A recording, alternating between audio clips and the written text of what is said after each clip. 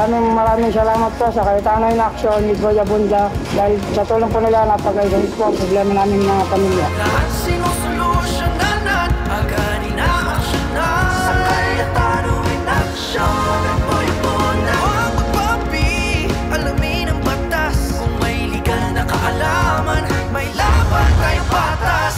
Huwag magpapapi, doon tayo sa tama. Dahil sa batas, wala tayong kawala. Cayetano Action, agad. Ito po ang tanong ng Pilipino na nakabase sa iba't ibang viral videos na ating napapanood sa social media. Ngayong gabi po, ito ang viral video na panggagalingan ng mga katanungan. Panoorin po natin ito.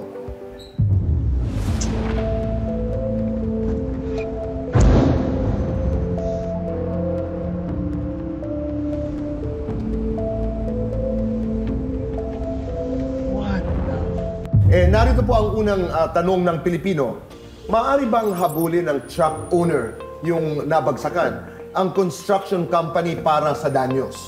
Yes, Tito Boy. Pwede pong habulin ng truck owner ang construction company po dahil nabagsakan siya ng debris. Ano po? Kasi sa civil code natin, meron tayong konsepto na tinatawag na quasi-delict or tort. So, ano po bang ibig sabihin nito? So, ang isa pong tao ay dapat pong magbigay ng damages, magbayad ng damages, kung ang tao pong ito ay at fault or with negligence po, nagkaroon ng pinsala against another person po. At dahil po dito is napinsala siya po or ang kanyang ari-arian. At walang kalaban-laban? Yes. Di ba? Dadaan ka lang, wala ka namang, papasok ka lang ng opisina, biglang may tumama na lang sa truck ito, no? Opo. May culpability ba dito ang, halimbawa, ang construction worker o ang kumpanya? Yung kumpanya, Okay. Tito Boy. Ano ang mga batas o regulasyon na nagre-require ng safety nets, barriers, o warning signs sa construction sites? Kasi, Tito Boy, meron kasi tayong Presidential Decree 1096 or yung tinatawag nating National Building Code. Ito parang lagi po kasi natin ito binabanggit dito sa show natin, no, Tito Boy. Ano po ba itong National Building Code? Ito po yung batas na nagsasabi po no, na kailangan protektahan yung pedestrians and kahit po mga motorist.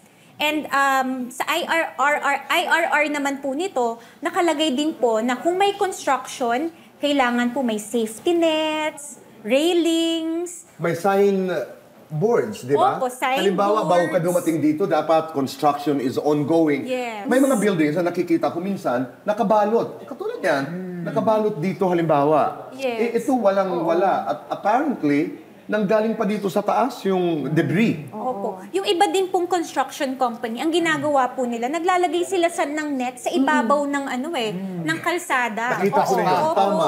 Saan banda? Dito, no? Opo, naka-cover Dito, siya. parang ganon.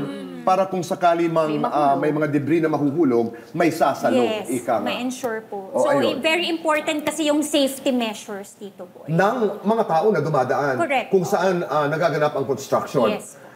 Ito naman ang ating pangalawang tanong ng Pilipino.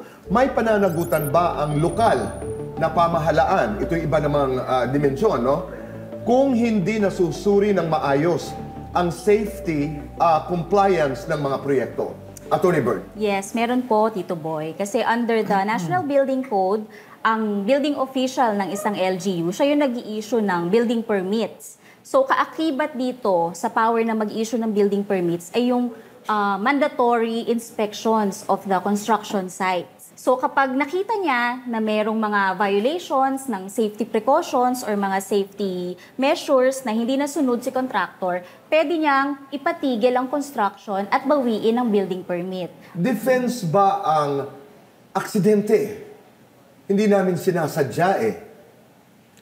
Hindi siya defense. Okay. Oo, kasi malinaw. May pananagutan ka talaga. May pananagutan. May administrative liability ang building official. Lalo na under the local government code, kailangan ensure ng LGU na safe ang lahat ng constituents na kinakasakupan niya. Narito po ang pangatlong tanong ng Filipino. May karapatan ba ang mga residente at negosyante sa paligid na magreklamo kung delikado ang construction site? Definitely, Tito Boy, no, meron silang karapatan. So, Itong specific na tanong na to, medyo ang anggulo niya ay wala pang nangyayaring pinsala kagaya nito. Kumbaga, tayo o kaya sino man, kagaya na ito na sa video, nakikita na nila na ay posibleng may mangyari dito. Meron. So, pwede nilang sitahin yung contractor o yung developer. Pwede din nila sitahin yung local government dahil obligasyon nilang bantayin, kagaya ng sinasabi nila pong dalawa. At paano nila gagawin yan? Pupunta ka sa barangay ba o local government? Paano ka magrereklamo na may construction na gaganap sa may amin? Medyo delikado. Ang pupuntahan mo, Tito Boy, yung building official sa local government. Building officials. Opo. Meron yan opisina sa mga munisipyo o di Opo. kaya sa syudad. Opo, dahil sila ang nakatakda na bantayan ng mga construction sa... So, karapatan yan Yes po. ng mamamayan. Definitely po. Ngayon, Tito Boy, dagdag ko lang, no? Ito, yung anggulo ho ng tanong ay nakakakita ng maaaring pinsala sa sarili nila. Ngayon, may isa pa tayong batas na kung kunwari, third party ako, tiga dyan ako sa paligid, nakikita ko naman na may posibilidad na ang mapinsala yung mismong empleyado ng construction company. Meron po kasi tayong batas sa occupational safety and health. So, tinitignan doon naman, ang anggulo ho nun ay yung employer-employee relationship and whether or not may occupational safety, yung guidelines nun na susunod sa trabaho. So, kung nakikita mo naman na itong construction company na to, pinapapasok niyo yung mga tao na walang proper safety gear, walang mga helmet. hat. Oo, pwede mo din sila sitahin. Bilang mamamayan. Opo. Hindi ka kinakailangan Hindi kailangan ikaw ang mapeligro, pero nakikita mo yung... Hindi lang. At hindi ka kinakailangan bahagi ng organisasyon para Opo. magreklamo. Opo. As a citizen, meron kang karapatan, you have the right to complain on behalf of The employees. the employees Yes. and the workers. Yes po. Okay. Maraming salamat, Atty. Marian, Atty. Rafi at Atty. Berna. Yan po ang tanong ng Pilipino. At abangan niyo po ang marami pang mga viral videos na ating napapanood. At titingnan natin kung ano ang mga katanungang legal na maaaring itanong dahil sa mga videos na ito. Maraming salamat po. Sa bawat relasyon, may mga hangganang sinusubok. Isang ina ang gustong iparehab ang kanyang kinakasamang lulong sa sugal alang-alang sa mga anak. Pero paano kung tutol ang pamilya ng kanyang kinakasama? Ang sagot, hahanapin sa payong kapatid. Hangganan din ang usapan pagdating sa karapatan sa privacy. Oo ba o hindi ang sagot ng batas? Tuklasin sa attorney, yes or no. At sa isa pang payong kapatid, isang ina ang inuutusang ibalik ang sustentong natanggap niya matapos paratangan na hindi naman daw ama ng anak niya ang pagbigay. Karapatan ba siyang tumanggi? Pakinggan ang mga legal na payo para sa kanya. At syempre, hindi mawawala ang walang hanggang kasiyahan para sa mag-uuwi ng papremyo. Mga masahista ba o manikurista ang mananalo sa Alan Pia Pick? Lahat ng yan at higit pa ngayong gabi sa Cayetano in Action with Boy Abunda.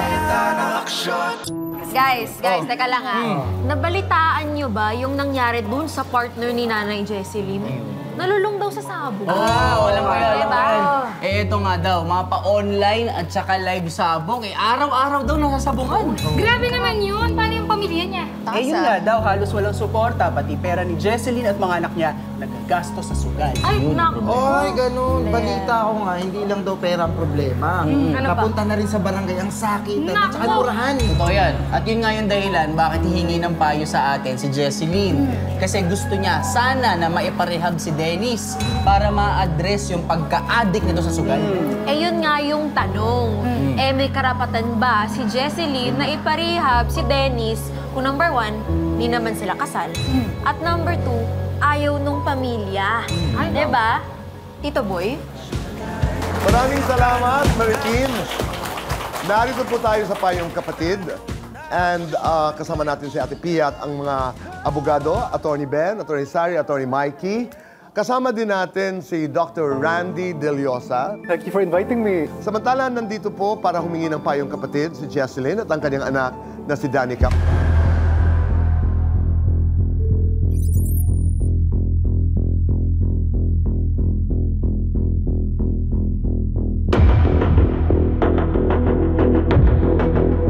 Danica, Jesseline, si Ate Pia. Kamusta kayo? po mabuti. Yun nga, balita ko nga na may problem ka sa partner mo na si Dennis. Yes po, Tungkol sa since. pagsusugal. Yes po. So, ikwento mo sa amin. Naging sakit niya na yung pagkaka-addict sa sugal po. Kasi every time na magkakapera siya, mayat-maya tinatakbo niya yun sa sugalan. Ilang years na yung ganyan? Ever since po magkakilala kami, gano'n na po siya. Ano mga sinusugal niya? Lahat po eh. Baraha, pusoy, mahjong, ganyan, Caracruz, tapos yung online, sabong. Bukod sa nakakapag-arena siya. Yung pagka-addict niya sa gambling, pareho lang mula nung umpisa siya o lumala na ng lumala? Mas lumala po. Siya po lagi pa simuno nung Caracruz doon sa lugar. Nadadampot ng mga polis pero nakakawala. Danica, lumaki kang nakikita na gano'n yung tatay mo? Opo. Ano yun, ginagabi umuwi o paano ba? Wala pong time. Wala Kahit pong anong time. oras? Ginagabi, minamadaling araw o di kaya madaling araw siya umaalis. Bihira na po yung sa online po. More of sa actual siya. Opo. Every time na magkakapera, makaka-extra ng drive, makaka-extra ng pagre-rehistro ng mga motor or ng mga four wheels, ganyan. Yung mga nagpaparehistro po. Mga renewal po, nagpapalakad sa kanya. Yun ang sideline na, yun yung official na trabaho niya. Tagalakad ng mga Hindi po official. Yun po mga diskarte lang talaga. Racket Nabubuhay, niya, puro ganon. racket lang po. Magkano kinikita niya doon? Sa pagre-renew po, 1,000 po yata mahigit bawat rehistro hindi or naman masama yun. kulang Hindi ba siya 1,000. nakontento doon? Opo. Tapos sa driving po, 1,000 po kada drive po niya. Driver siya for the day, ganon. Opo. Pwede po sa catering once a week or twice a week or di kaya sa ate niya. Once a week po mga ganun. Anong ginagawa niya Ganun. sa catering? Maneho? Drive din po. Hindi naman masama yung 1,000. Yun po talaga yung ano niya, yung skill niya. Pero lahat Ang ng driving. kinikita niya, nabibigyan ba kayo? Wala nga po, wash out po eh. Kagaya lately, 3 weeks, diretso, wala, as in zero. Pero drive niya, nag-ano siya ng motor, nag-drive siya sa atin niya, nag-drive siya ng catering, pero walang uwi. Friday, talo siya ng 15,500. Ilan? 15,500. Tapos nung Thursday na nakapagbigay siya ng 1,000, talo siya ng 10,000. Teka, yung mga talo niyang yan, umuutang pa siya, liban dun sa Umuutang. ginagamit niyang kita niya, may utang pa siya. Nakakautang po. Kanino siya umuutang? Dun din sa mga, saan din siya tumataya? O Kung kani-kanino po, kapitbahay, friends, katrabaho, or di kaya sinasanla niya yung motor niya, saka yung cellphone. Tapos tutubusin niya? Opo. Paano kayo nabubuhay kung hindi nagsusuporta ang asawa mo? Yun nga, parang ang nangyari po sa amin, nabuhay na kami sa hindi tamang sitwasyon po kasi parang nahiwalay ng buhay niya sa amin. Umuwi po. Kaso parang, although sarili na po talaga niya yung buhay niya. Paano kayo nabubuhay? Ibig sabihin, nagsariling sikap ka na lang? Kami na po, hindi ka na mag-iina. umasa sa kanya? Ever since naman po. Mukha nga, kasi Opo. pag tinitingnan ko kayo, huhulaan ko na maayos naman ang buhay niyo. Ano trabaho niyo? Kagaya ng mga anak ko po, nagbebenta sila sa school ng mga candies na pinoproduce namin. Pastillas, ganyan. Ngayon naman po, Graham Ball. Pero nagkaroon ba kayo ng pag-uusap ng asawa mong si Dennis na tigilan mo na ito? Or ano bang relasyon? Nagkukwentuhan ba kayo pag umuwi? Lahat po sa santong dasalan, paspasan, nagawa ko na po yan. Na please ko na po siya ng ganyan, pero wala pong ganap. Nababato ko ng kaldero, ng panaksak, hindi pinapakain, or pag naabutan niya kami na kumakakain din siya, kaso lang magagalit ako hanggang magkakandot-tapon-tapon yung mga pagkain. Danica, walang pagkakataon na nag-uusap kayo ng tatay? Kinukumusta kayo? Wala ba itong lambingan sa mga anak? Wala? Yung quiet moments po, ano po yun, walang pansinan. Doc Randy, ano ito? Sakit na ba ito? I think that yung gambling problem niya, meron pang root causes yan. And isang root cause no dapat pag-isipan kung meron siyang psychiatric disorder. Unang-una is nung nagbi-meet pa raw sila, ganyan na raw siya. So that means even nung teenager ba kayo nag-meet? Yes po. So I would think, is this a genetic thing? Okay, dahil bata pa, ganun na siya. Baka sa linya nila merong gambling disorders na, or baka namang may ADHD, kaya mahina siya sa impulse control. Yan, parang ganun po. Yes. Yeah, baka may ADHD, lumalabas lang sa gambling disorder. And then meron ring signs of sociopathy. lumalabag na siya sa batas, ginagawa pa rin niya. Yes, many times po. Yes. So kailangan pag-aralan, meron bang psychiatric disorder na nakatago na dapat i-treat? Di ba? O yan baka po. part ng culture nila na tinutuloy lang ng asawa mo. Although, ang iniisip ko rin, Mrs., ikaw rin, na-attract ka sa taong may gambling addiction. Ibig sabihin nun, meron ka ring issue sa buhay, kaya naakit ka sa taong ganyan. Kaya po kami niya kasi galing po ako sa broken family. Right. So, natakbuhan ko po siya nung araw sa madaling sabi din. Doon ako na... Pero gaano na kayo disgrasya. katagal na magkasama? 21 years. Boy, and Ate Pia, ang concern ko rin is sa anak nila. Ang kinakalakihan nila is the template that she will abide by. So kung ito yung normal niya, na ganito yung nanay ko, ganito yung tatay ko, very possible na ito rin yung patterns na makikita sa future niya. Why does it happen and what can we do about it? How do you break the cycle? The only way to break the cycle is dapat aware siya na ganito yung patterns sa pamilya nila. Kasi with awareness, then may possibility na ma-change. The other thing is, are they willing to change? Kasi kung template yung na-download from their parents, minsan yun na yung nakasanayan nila eh. They don't want to change anymore. And then if they get out, sila pa yung ihila pababa. This is what we call the dysfunctional family.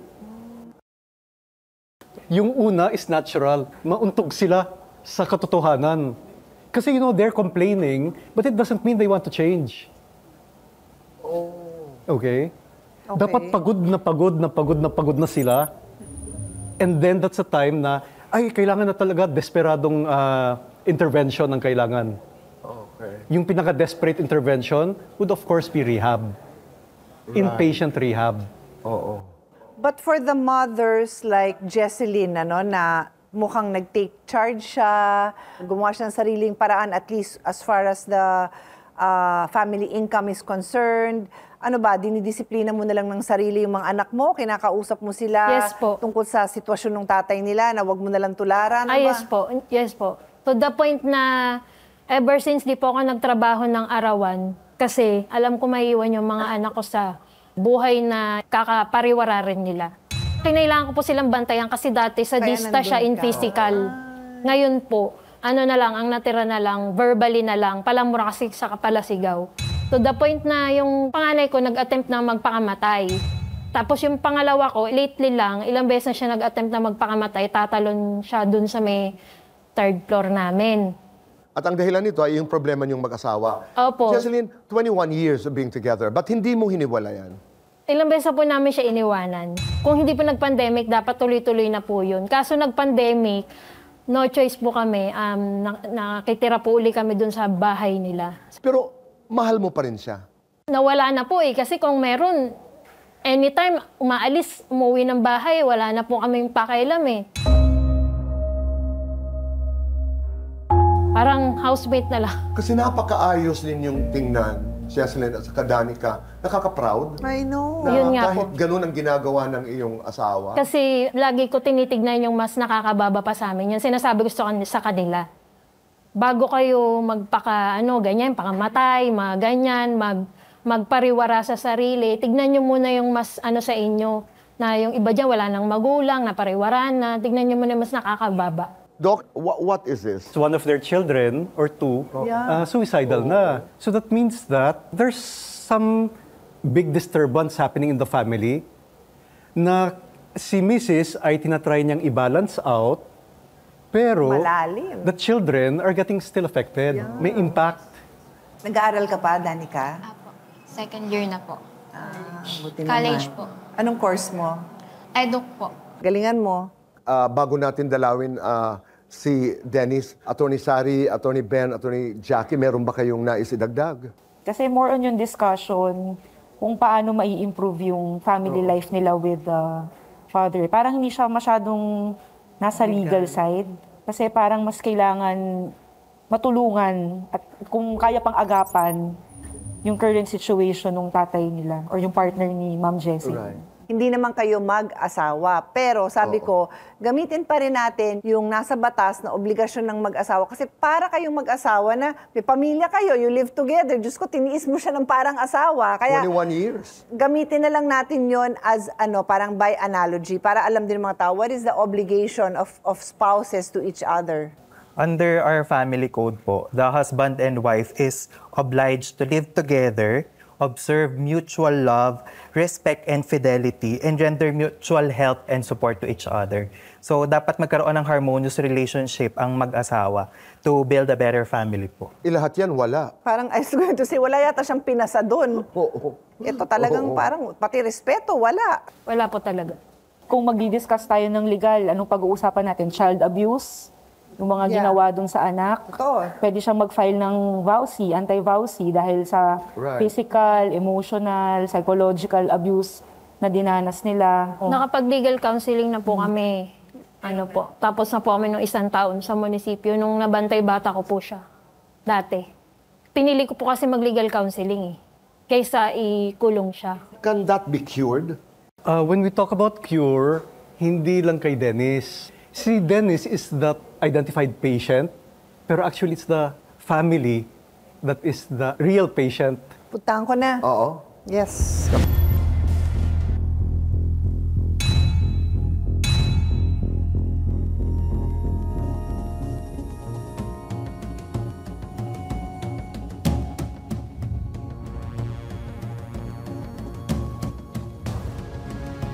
Kayo si Dennis? Opo po. Gandang araw. Gandang araw po. Si Attorney Mikey, si Attorney Sari, at saka si Attorney Ben. Siguro hindi ko na kailangan isa-isahin yung kinuwento nila sa akin, ano? Aminado ka ba na addict ka sa pagsusugal? Hindi naman totally po na addict. Hindi totally? Hindi naman po. Yung sinasabi niya po na malakas yung magsugal, hindi naman po yun. Sabihin mo sa akin anong pinagkaiba nung totally at saka yung sa sitwasyon mo? Yung sinasabi niya po siguro araw-araw, hindi naman po araw-araw. Sige, tuwing kailan? Ano lang po, pag nagkaroon lang naman po ako ng pera, ganyan. Pag naghahanap ng pera? Nagkaroon lang po ako ng pera. Pag nagkaroon ka ng pera? Opo. Nagbibigay naman po ako sa kanya. Pag may drive po ako sa catering, minsan nagtitinda po ako ng isda. Nasa kanya naman po lahat ng pera, ganyan. Pag maganda yung 1 linggo, magkano kita mo sa 1 linggo? 1,000 po kasi isang drive ko po eh. Sige, so nakakailan ka sa isang drive ko po, minsan nagbibigay ako sa kanya ng 800, 900. O kaya nga, so kasi yung tip po, yun po yung napupunta sa akin. Minsan nakapag-tip ako ng 200. Okay, so sa 1 linggo, ano yung magandang linggo na naibibigay sa 1 linggo? Minsan po, nakakapag-drive po ako ng 4 days. So magkano nabigay mo kaya pagka ganun? Ganyan po, minsan 800, 900 sa isang araw. Siya, sinungaling niya talaga. Basta ano po per sige, biyahe po. so kung naka-drive ka ng 4 days sa 1 linggo, ibig sabihin 800 per drive times 4, 3,200 ang naibigay. Opo, minsan po ganun. Sige, pag masama naman yung linggo, magkano naibibigay? Sa ngayon po, mahina po ang catering eh. Kaya minsan, 2 beses lang sa 1 linggo, ganyan. Sige, so lahat ng lakad mo, nagbibigay ka? Nagbibigay naman po ako. Nagbibigay po ako. Magkano talo mo sa sugal kung sakaling natatalo ka sa sugal? Yung sinasabi niya pong 15, di naman po. Pinakamalaki ko po, inaamin ko po 10. Pero sinasabi yung 15, di naman po. Meron ako ebidensya niyan. Sige, so 10. Saan mo kukunin yung 10? Sinasangla ko po yung cellphone ko, pero natutubos ko naman po. So pag sinanla mo cellphone mo, magkano binibigay sa'yo sa pagsanla mo ng cellphone mo? 3,000 po mga... So kulang ka pa ng 7? O paano? Hindi po. Minsan kasi po nanalo ako, ganyan. Kaya sinasabi niya na 10 yung, yung talo ko. Yung 7 po, panalo ko po yun. Anong oras ka umuwi araw-araw? Minsan hapon po nandiyan naman po ako sa bahay. Anong ginagawa mo sa bahay? Pag nandun ka, nagluluto ka? Nagluluto po ako. Naglalaba rin po ako. So sa tingin mo, nagagampanan mo ang tungkulin mo bilang isang asawa? Pag nasa bahay naman po ako, kumikilos naman po ako eh. Hindi yun eh. Yung sinasanla mong cellphone mo, nagamit mo ba yung pera na yon para sa pag-aaral ng mga anak mo? Minsan, nagbibigay po ako ng... Minsan? Hindi naman po. Kasi may mga malilit po akong binibigay, mga baon, mga high school. Yung grade 6 po, nagbibigay din po ako. Pag manghihingi ng baon yung mga anak ko, mumurahin lang niya. Kaya takot na takot manghihingi sa kanya. So pag wala kang binigay, paano mabubuhay yung pamilya mo? Basta ang usapang gusto namin, ako lahat ng magbabayad ng kuryente, tubig. O, pero napuputulan kayo? Sa loob ng isang taon, 4 na beses, hindi naman tutuloy. Nagagawa ko naman po ng paraan. So normal ba yun na maputulan ng kuryente? Yan ang buhay na gusto mong ibigay sa Hindi mga anak naman mo? po. So gusto mo yung mga anak mo mag-aral ng walang kuryente? Hindi man po. Ba't kailangan maputulan? Kasi nagsusugal ang tatay. Minsan po kasi, yung catering po, napakahina po ngayon. Ay, ba't nagsusugal pa? Yun nga po. Ang dami mong angal sa asawa mo. Kala mo naman, maayos ka mag-alaga ng pamilya. O anong gusto mong gawin ngayon? Mag-uusap po kami ng asawa ko na tatanggalin ko na po yung mga ganyan. Yung mga pagsusugal. Pag inulit ko pa, sige, ano Lahat niya... na daw ng klaseng sugal. Suki ka eh. Lahat Hindi daw po. ng klase. O talaga, o sige, ano Hindi po. sinusugal mo? Sa ngayon lang po, sabong. Pero yung lahat ng... Araw-araw ka daw nasa sabungan? Hindi po. O tuwing 3 times a week? Hindi naman po. O, ilan? Pag may pera lang naman po. Alam mo, ang tatay ng matino, pag may pera, ano ginagawa? Ibibili ng pagkain ng anak. Ibibili ng damit. Iipunin. May ipon ka? Wala po. O, wala. Pero may pangsugal ka. So, paano kung may magkasakit sa inyo? May pangsugal ka, pero wala kang ipon. O, yung dalawang anak mo, nag-attempt na mag-suicide, gusto mong pakamatay ng buhay. Ba't kaya? Ba't kaya?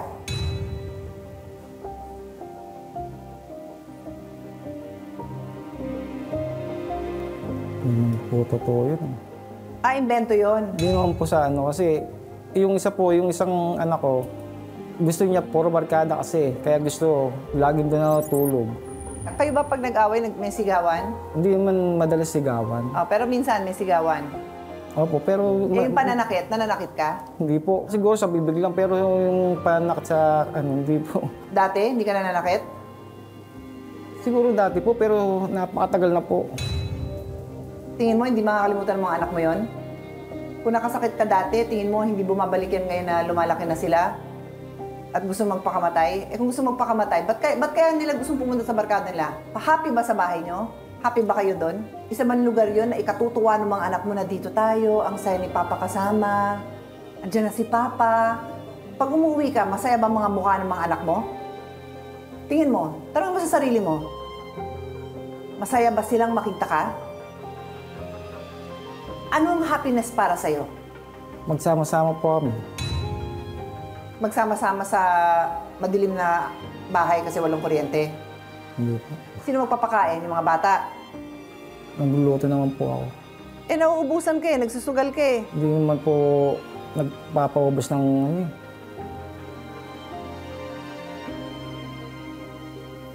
Magbabago ba buhay mo? Ang dami mong dahilan Pag namatay ka ngayon, sasabihin mo ba sa Diyos na ikaw ay naging isang mabuting asawa at mabuting tatay?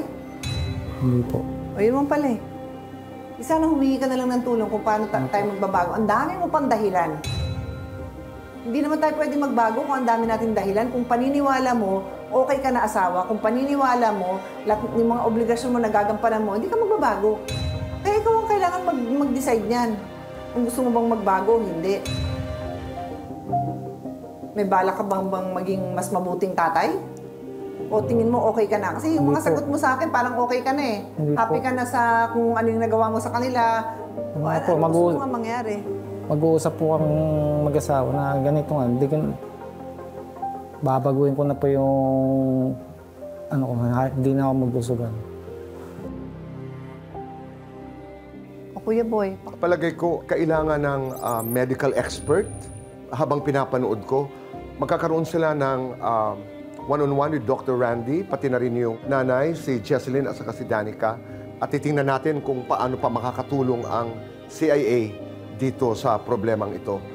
Maraming salamat, Dennis. Maraming salamat, mga attorney. Ate Pia, yung palagay ko ang ating pupuntahan ngayon. Correct. Kasi kami, yung hanggang legal lang naman kami, hindi naman kami mga doktor, hindi naman kami mga psychologists and counselor. Pero idagdag ko lang, nung habang tinatanong ko kasi gusto ko rin malaman kung aware ka sa epekto mo sa pamilya mo. Na ano ka na pala ng violence against women and children, child abuse, dumaan na kayo sa barangay. Kaya para sabihin mo sa akin na hindi naman, it's either nagsisinungaling ka sa akin o ayaw mo rin aminin sa sarili mo. Hindi naman kayo dadaan sa ganun kung hindi naman umabot sa ganung sitwasyon yung kalagayan nyo.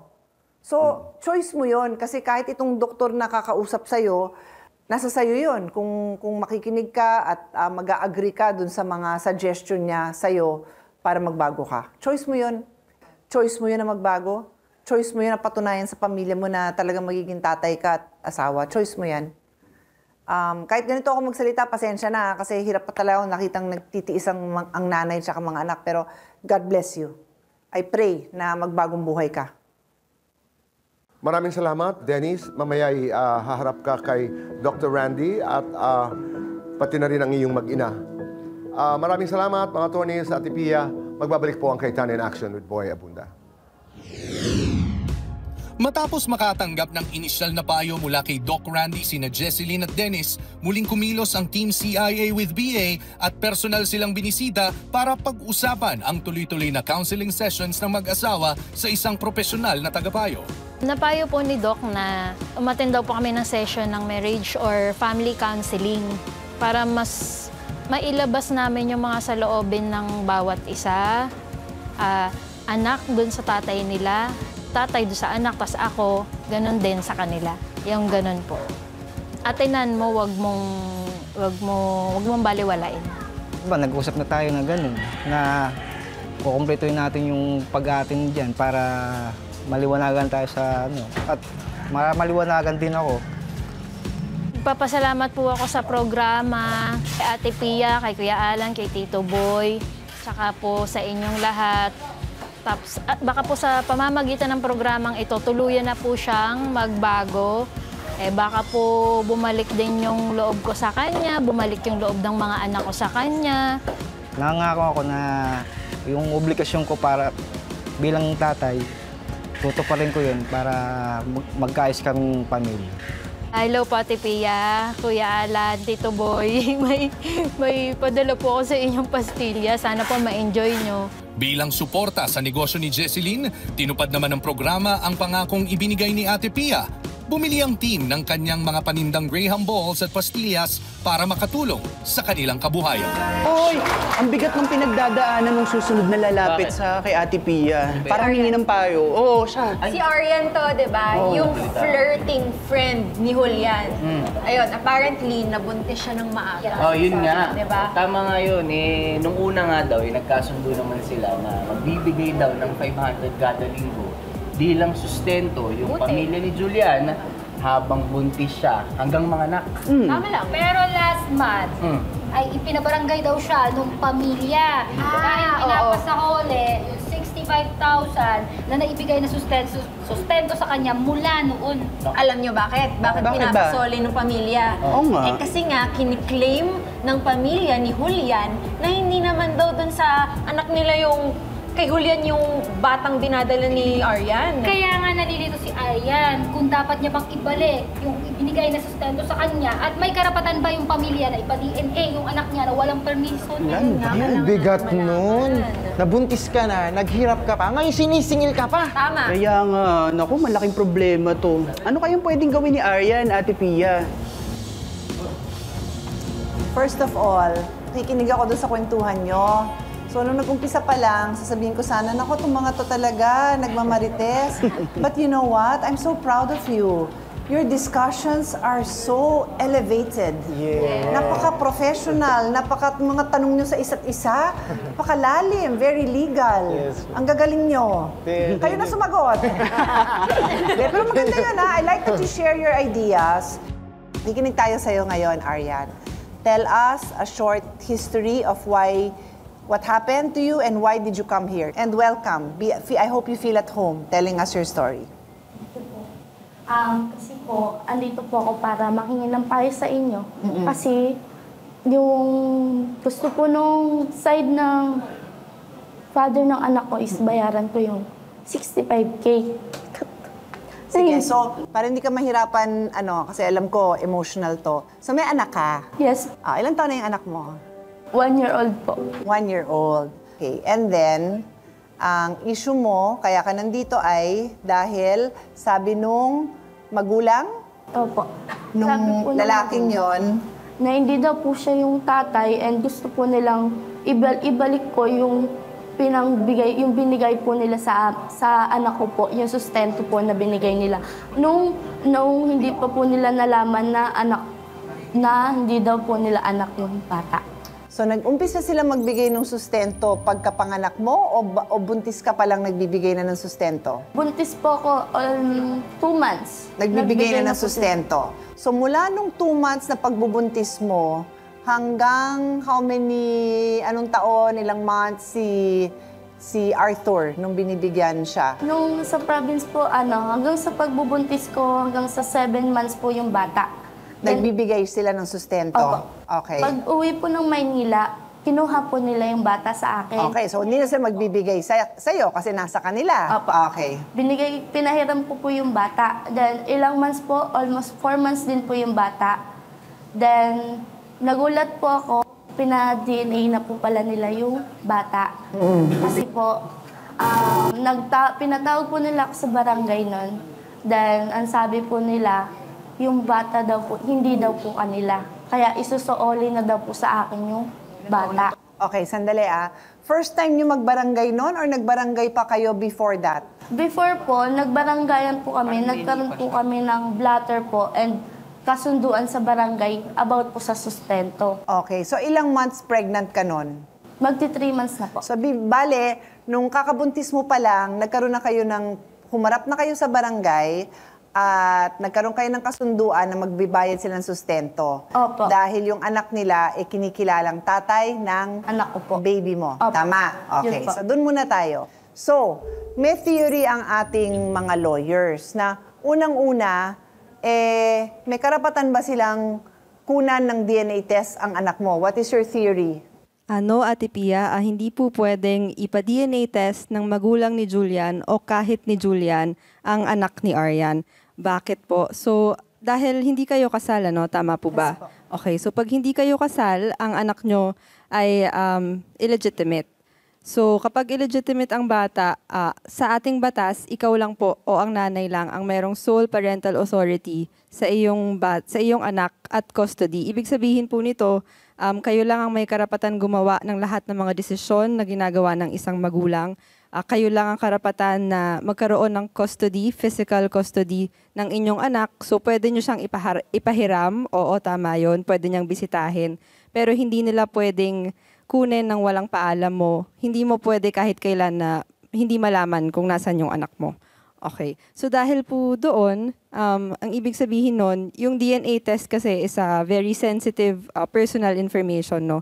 So, ibig sabihin nun, dahil minor yung anak mo, hindi pwedeng magpa-DNA test yung anak mo nang walang consent mo dahil ikaw lang ang may karapatan magbigay ng consent on his behalf. Sorry.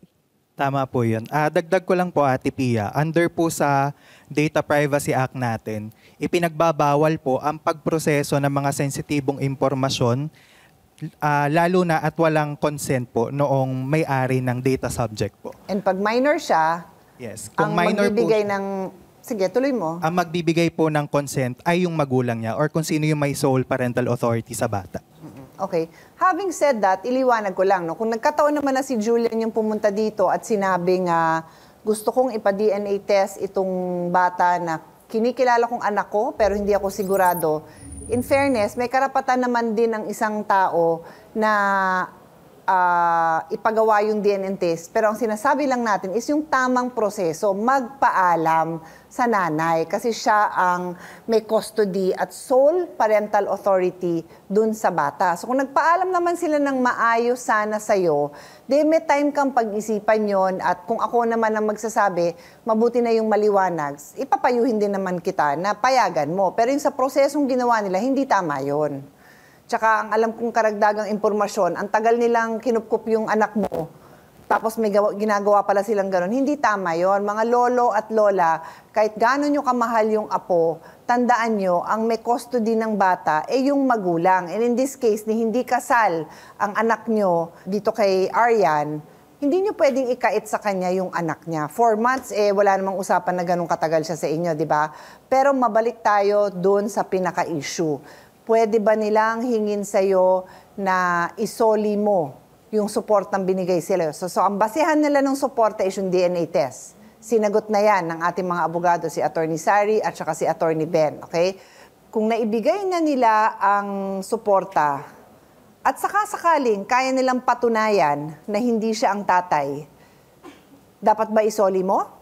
So sa totoo lang, pinag-isipan namin yan, pinag-aralan namin yan, nagdebate kami ng matagal. Ang paniniwala namin ay hindi. Hindi kanila pwedeng pilitin na ibalik yung binigay nilang suporta sa'yo. Bakit? Kaya nga tinanong kita, kailan ba kayo unang nag-usap tungkol dyan? Sabi mo, nung 2 to 3 months pregnant ka, nagharap pa kayo sa barangay hall. So at that time, hindi naman kinakait ni Julian at ng parents niya na siya ang tatay. Tama ba? Opo. Ang tanong lang is sustento, di ba? Opo. So nung nagkasundo kayo, at nung tinanggap mo yon for the next few months, tinanggap mo yon, inabot na rin ng taon yun na tinanggap mo, naniniwala ka at naniniwala din sila na anak ni Julian yon. Kaya binigay nila yon ng kusang loob. Di naman sila pinilit eh. Opo. Binigay nila ng kusang loob yon. So for me, gagamitin ko yung principle na estoppel. Ang principle ng estoppel, nandyan yan sa civil code natin na sinasabi na kung ikaw nag-action ka base sa paniniwala mo at hindi ka naman hinadlangan nito, naniwala ka na anak niya yon, humingi ka ng sustento, pumayag siya, nagbigay siya ng sustento, stop na siya. May estoppel na, stop na siya. Bawal na siyang biglang sabihin na, ay, ibalik mo yon. Kasi nung time na nag-action kayo, nag-action ka sa paniniwalang ito na paniniwala niya din yon. Kaya hindi niya pwedeng bawiin yon. Tama ba? May gusto bang magpaliwanag ng mas maliwanag pa? Kasi ang principle na estoppel, baka mahirap intindihin. Para i-explain din ng mas malalim yung sinasabi ni Ate Pia. Sa batas kasi natin, merong konsepto na estoppel. So, nung time na nagharap kayo sa mediation sa barangay, nung humihingi ka ng suporta, yun na sana yung tamang panahon na sinabi ni Julian na, teka, parang hindi naman ata ako yung tatay ng anak mo. Pero dahil hindi niya ginawa yun, at in good faith, agree sila na magbibigay ako suporta sa every week, pati yung mga magulang ni Julian. Hindi na nila pwede sabihin ngayon na, teka, hindi ata kami kasi may DNA kami eh. Hindi ako yung tatay, babawiin ko na yan lahat sa'yo. Hindi na nila pwede yun gawin ngayon.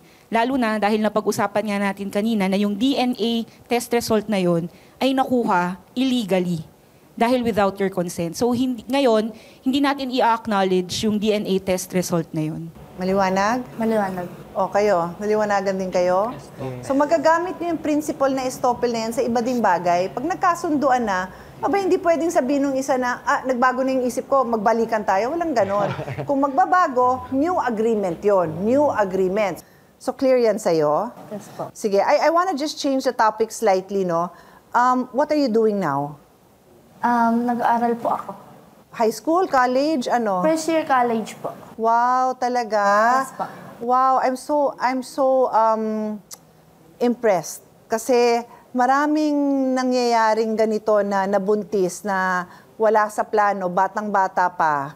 Kasi how old are you now? 18 po. 18. So that means nabuntis ka, how old? 15. Magsi-16. Magsi-16 pa lang. So maraming kadalasang kababaihan na nasisira ang buhay. Bakit kababaihan? Kasi yung lalaki, di naman siya magdadala ng pagbubuntis eh. Di ba? Di siya nabubuntis eh. So babae yung nasisira yung buhay. So I'm so proud of you na bumalik ka sa schools. On behalf of CIA, on behalf of Kuya Boy and Kuya Alan, magbibigay kami sa'yo ng educational assistance. Kasi so proud of you.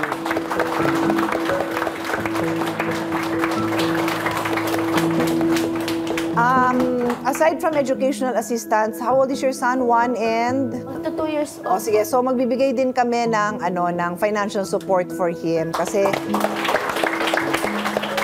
kadalasan working mother, hindi nga siya working mother eh, studying mother. Diba? So, kami yung tatay yung parang working partner mo. So, thank you and good job. We will continue to observe at nandito lang kami kung may kailangan kang karagdagang advice. Thank you so God bless much, you, Arian.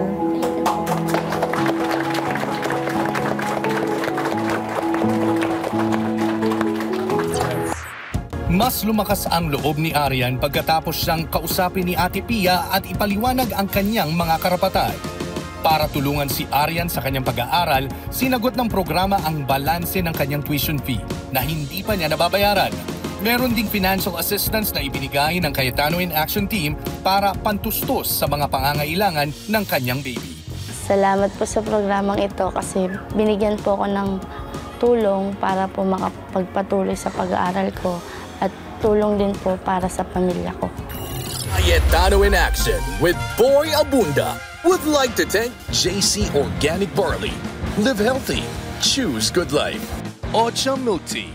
7. Located at B6 Bonifacio High Street, Taguig. And Seymada from La Luna Cafe. Come home to a delicious tradition. We're located at 103 ML Quezon Avenue, Hagonoy, Taguig.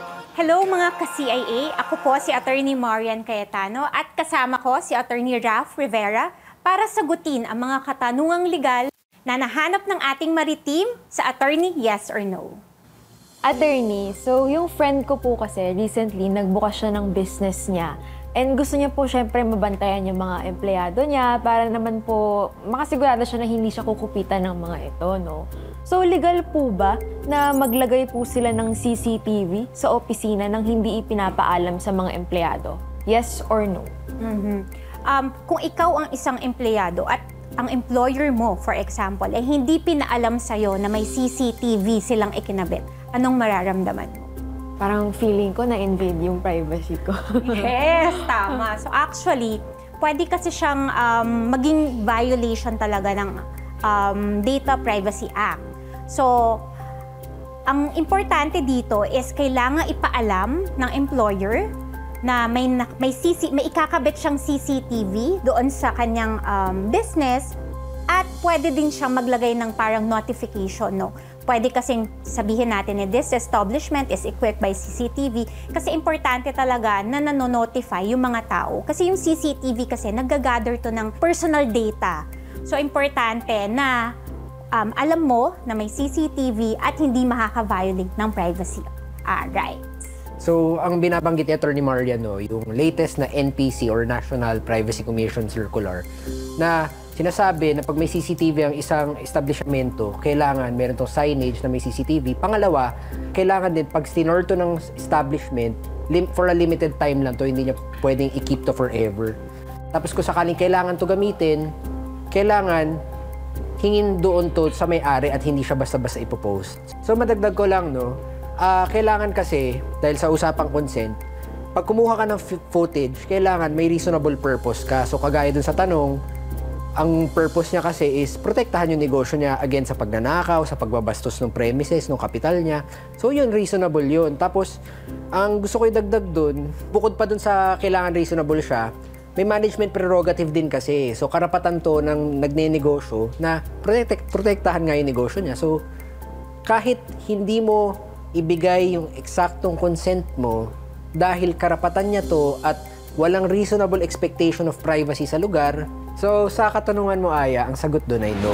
Okay po. Thank you po, Attorney. Next question?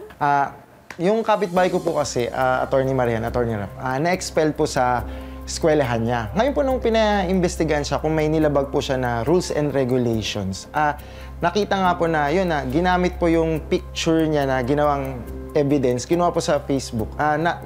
Nakita po nila na may na may nalabag po sa student handbook. Ngayon, sabi po nung hindi naman daw nila friend yung admin ng school nila. Dapat daw po hindi ginamit yung picture sila. Tama po ba, Attorney? Yes or no? Unang-una, no, totoong maritim ka dahil buhay ng kapitbahay. Hindi, joke lang.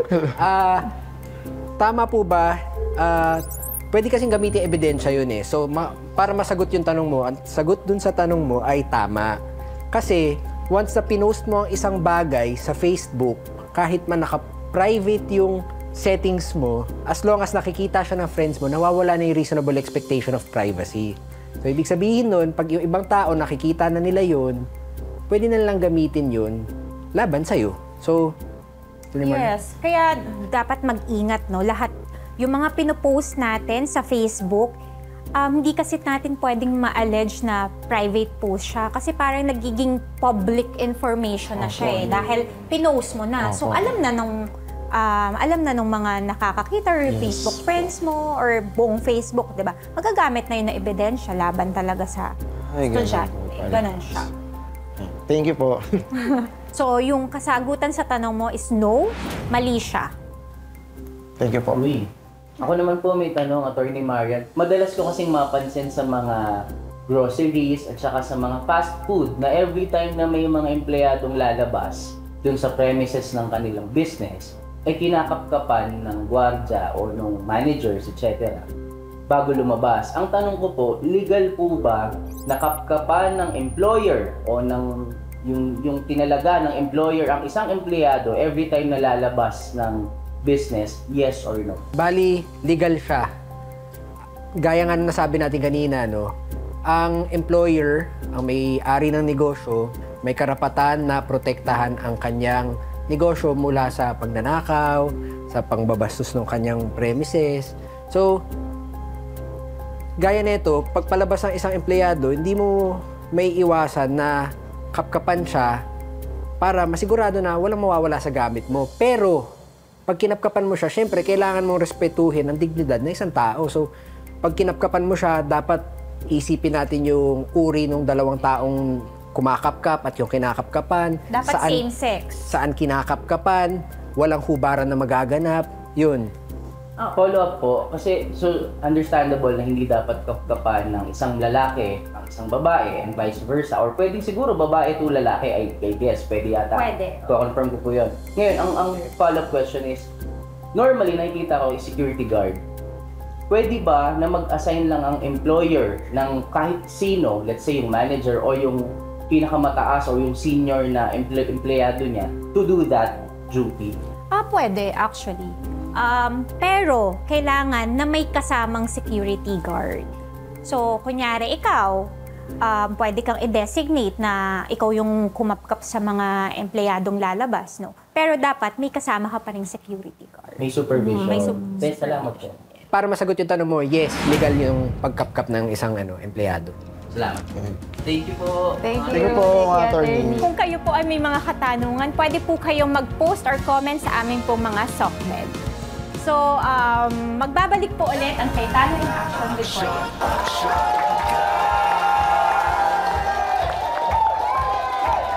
Kayo'y bahagi pa rin po ng Cayetano in Action with Boy Abunda. Ito'y masaya dahil tayo'y maglalaro ng Alan, Pia, Ye.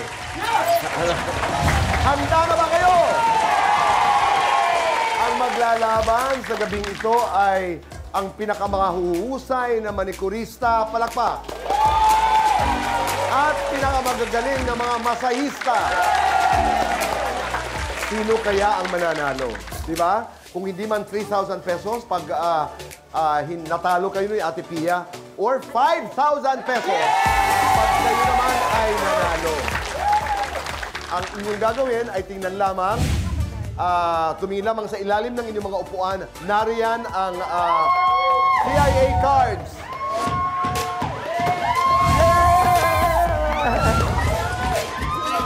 Pero huwag kayong mag-alala, sandali lamang, dahil lahat tayo ay may mga premyo. Walang uuwing, walang premyo. Meron tayong mga ensaymada galing sa La Luna. Meron tayong payong, ng mga payong kapatid mula sa CIA. At meron tayong mga regalo mula sa JC. Yun. So lahat yan ay mag-uuwi ng mga regalo. Ngayon, tayo ay maglalaro na. Ready! Go! 5,000 pesos! Go! 5,000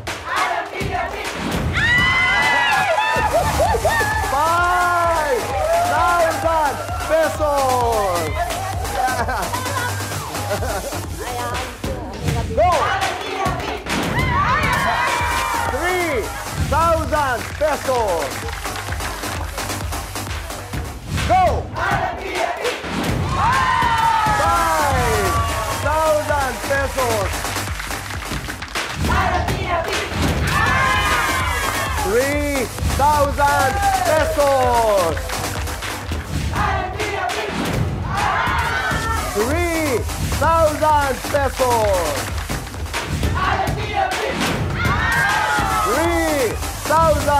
pesos. 3,000 pesos. Okay, go! 5,000 pesos. 5,000 pesos.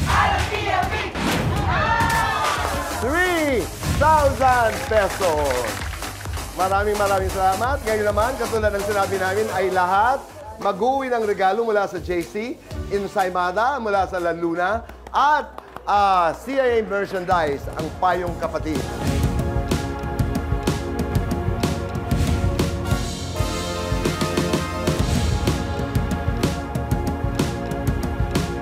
Maraming salamat. Palakpakan natin ang ating mga sarili. Thank you. Ito na naman tayo, Ate Pia, magpapaalam.